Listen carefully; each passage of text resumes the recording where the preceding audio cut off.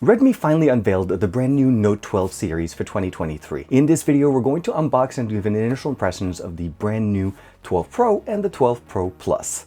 This is TK, let's check them out.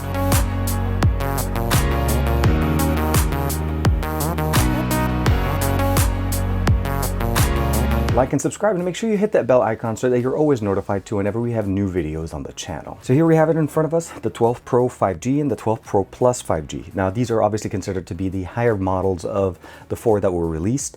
And the big thing I would probably say is there's a lot of similarities between the two with very unique features that will make you go either for the Pro or the Pro Plus, and depending on what you're liking.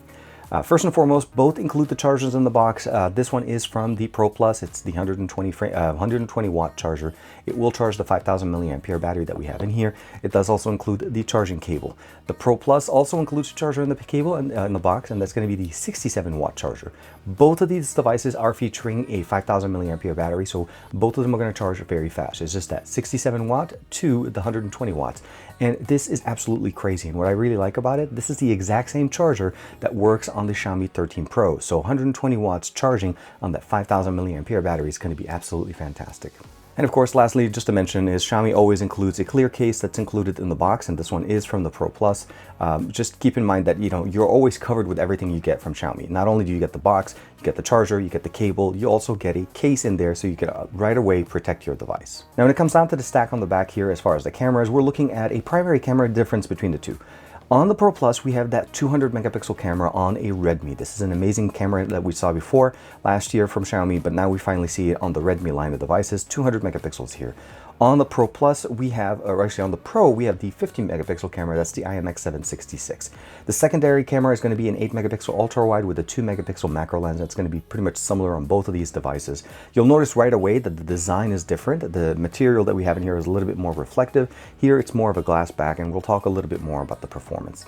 5000 milliampere battery, 67 watts on the Pro, and of course 120 watts on the Pro Plus. Now when it comes down to the display, both of them are featuring a 6.7-inch display. The difference between the two is that the device here on the left, the Pro Plus, has a curved back for better handling. It feels a little bit more rounded on the side, but both of them are featuring a flat panel on the front. So for the most part, you're getting a full HD plus 120 frames per second AMOLED panel that is supported basically with Dolby Vision, that does support that as well. And of course, we're running at 120 Hertz refresh rate, either 60 or 120. We don't have a variable refresh rate, but 1080p with 900 nits going to be supported here. And both of them feature a fingerprint sensor that's present here on the right side. That's going to give us the ability of basically unlocking our device. Let's go ahead and unlock it. And that gives you the ability, of course, of customizing it and getting everything set up. So on the right side, we have the volume rocker and the power button that's combined with the fingerprint sensor on both of them. And again, depending on the color that you pick up. On the top, we have the stereo speaker presence here, which is definitely very nice. Stereo speakers and a headphone jack on both of these devices, a microphone, and of course the IR blaster for controlling your TV. On the left side, we have pretty much a sleek plate, nothing there. You'll notice that it does seem almost like the 12 Pro Plus is a little bit thinner, and that's because of that curved back material that they decided to go with there, where here it's a little bit more of a squarish experience. On the bottom, we have the bottom firing speaker, one of the microphones, the USB-C port, as well as the dual SIM tray that we have at the bottom. So this is definitely very nice to be able to actually have dual SIM trays, and the configuration is very, very similar. You'll notice that the design elements between the two devices are very, very good. Now, both of them are featuring MIUI 14 based on Android 12. That's one thing that's going to be similar on both of these devices. They're not Android 13, Android 12 at this time. The Pro Plus will have an 8-256 model. The Pro will have a 3 different variation, a 6-128, an 8-128, and an 8-256. So there's going to be different configurations on the Pro, giving you option to basically pick whatever you feel like will work best for you. But overall, as I mentioned to you guys, this one here is 256 gigs of internal storage on this one, and 8 gigs on the Pro Plus with MIUI 14. Now, for me on the Pro Plus, I did receive an update that I just applied, and it of course restarted the device. We have all the same customizations, MIUI that you've seen in the past, the ability to go in there, customizing everything, all the options, Google Play services preloaded in here, and of course your ability of downloading and installing different applications depending on what you're looking for. Both of these devices are powered by the MediaTek Dimensity 1080, and one of the biggest things that I really appreciate about this thing is the ability of actually customizing the power performance that you want. If you go down directly under the battery setting, you'll notice that there's a section here for customization for performance. Because we have the brand new 1080 and the fact that we have a 5000 milliampere battery with that 1080p resolution display, for the most part, I'm actually pretty much going to keep it on the performance mode, which essentially runs the processor at its full potential. If you want to be able to save some battery, you can jump in a little bit more under balance, and of course, we'll go ahead and get OK, or jump into directly into performance mode. It does remember this setting if you restart your device, because it does actually keep it in here, even though I applied an update onto the device. But the biggest difference I would probably say is once you're running in a performance mode with the Dimensity 1080, 946 on the brand new Geekbench 6 score is going to be for the single score, and 2425 is going to be on the multi-score. So this is going to be a little bit more of an experience of understanding it's a 1080 Dimensity, it's mid-ranger type of a processor, but it's more on the higher end. Now when it comes down to the camera experience on both of these devices, it's going to be pretty much straightforward. We have 4K 30 frames per second capability. Let's go ahead and jump into the video. Sorry, didn't mean to do that. 4K 30 frames per second on the main sensor on the back, and of course 1080p 30 frames per second on the front-facing camera. And overall, the experience difference obviously is that the 200 megapixel camera is going to be pixel binned down to 12 megapixel images when you're using it normally, unless you want to jump into either the Pro mode or maybe some of the other options that we have. Let's go ahead and go back in here. And of course, you're able to jump into the Ultra HD, which gives you the ability of using the full 200 megapixel camera image. And I'm going to share with you guys some images of those as we get into the more of the closure of this, but let's not waste any much time. Let's go ahead and take a quick video, front-facing and back-facing camera on the brand new Redmi Note 12 Pro Plus. We're going to start off with the front-facing camera. Now the front-facing camera can shoot 1080p 60 frames per second, and it's going to be the maximum resolution, and then we've seen these things before from other devices like this. The biggest thing obviously is that the main sensor on the back is going to be able to give us that 4K 30 frames per second with the Dimensity 1080. So this is a good example of the audio and the video from the front-facing camera on the, well, this one is the Pro Plus, but it's exactly the same resolution and experience on the Pro, because for the most part the front-facing camera is exactly the same. So 4K 30 frames per second is going to be the maximum resolution. The biggest thing I'll probably say is that this is going to be primarily on the main sensor on the back. The 8 megapixel and the telephoto, or basically the macro lens, obviously are not going to give us that resolution. So the best resolution, the best camera on this device is going to be that 200 megapixel camera. That's going to be the big differentiator between all four of the Note 12s that came out. The Pro has the 50, the Pro Plus has the 200, and this is a good example of what the audio and video are from that device. Now, as you can see there, the displays look absolutely fantastic. Large displays, 1080p resolution, great for content consumption, and of course, the ability of using them for quite an extended amount of time. Because of the processor and the battery, you're definitely going to be getting some of the best experiences on here, and you're not going to be disappointed. Display is very nice, and of course, you're able to basically expand or condense the image here. We're able to rely on their multitasking functionality, so you can press and hold here, the ability of running split screen or even a pop-up window, and of course the ability of basically expanding it or shrinking it, and of course everything works the way you'd expect it.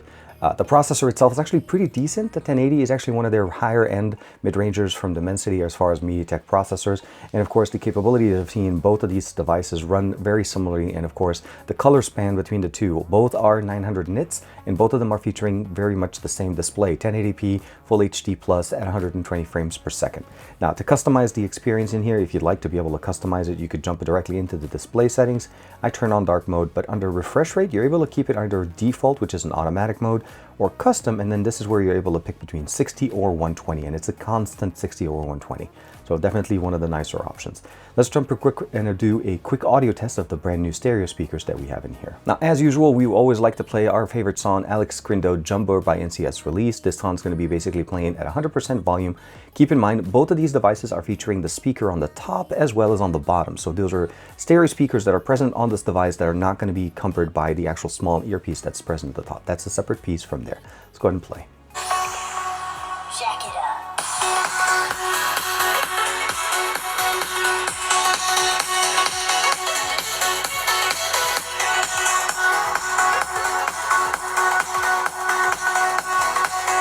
Definitely one of the louder options that we've seen on the market before. Let's go ahead and go home. And those are some of the other options that we get in there within the new app drawer. I did activate the app drawer with the search functionality at the bottom, and definitely gives us some of the best experiences there. And when it comes down to the gaming experience, something that we have to keep in mind is that we actually have a headphone jack here, which gives us the ability of having low latency and of course personal audio. Now, you obviously have Bluetooth, you still have obviously the ability of using the speakers, but I feel like the headphone jack is something that we typically don't get anymore. So that's one of the biggest benefits there. Of course, mid-range processor from MediaTek is going to give us a kind of a comparable experience to what we've seen before. It's not going to give us the highest, obviously, quality of display, but it should be able to give us that nice combination of high refresh rate because it's a 1080p panel and, of course, the ability of going to 120 frames per second. The biggest thing I will probably say, I think for me at least here, is the combination that we have in here between the Pro and the Pro Plus is very similar. There are very few minor updates or at least differences that will make you choose one over the other, and I think that's the biggest thing. The camera obviously is going to be the primary thing, the 200 megapixel camera or a 50 megapixel camera. Keep in mind, both of them technically out of the box in the auto mode are pixel binned, so you're getting similar sized images, but you're getting it from a much better source. Also, you're able to jump into that 200 megapixel image and of course the ability of shooting something at that resolution. Just keep in mind that the processing process of that one is a little bit slower as it's processing a lot more content from the sensor that we're getting there. The Dimensity 1080 is a very capable processor, and of course, as you're seeing there with some of the images I'm sharing with you guys, that's going to be coming in directly from the Pro Plus, as that one has the higher end version of the camera. The IMX766 on the Pro is definitely a very good performer. We've seen it in many devices, and Xiaomi's used it in the past, so the overall performance there is very much a solid experience. And I wanted to showcase a little bit more on the 200 megapixel camera. Now, the biggest thing I will probably say is if you're looking for something that has a little bit more of a curved back, so the design is slightly different, you want something with 120 watts charging on the speed there, this is definitely going to give you that little bit Pro Plus experience. But it's going to end up coming down to pretty much the camera experience. The Pro Plus has that 200 megapixel camera, where the Pro has that 50 megapixel camera, and the rest of the camera stack is pretty much identical. So that's really going to be more of the choice of which one do you prefer going. Do you want to go with the newer edition one, or would you like to go with a 50 megapixel and save a little bit of money? The Pro Plus does have a few other options as far as RAM and storage configuration, where the Pro has those three options. The Pro Plus has pretty much the A256, which is the higher end of what the Pros has that in there. So overall, from an unboxing experience, I love the fact that we have the charger, the cable, a case, a screen protector on both of these devices, and of course a lot of options to love.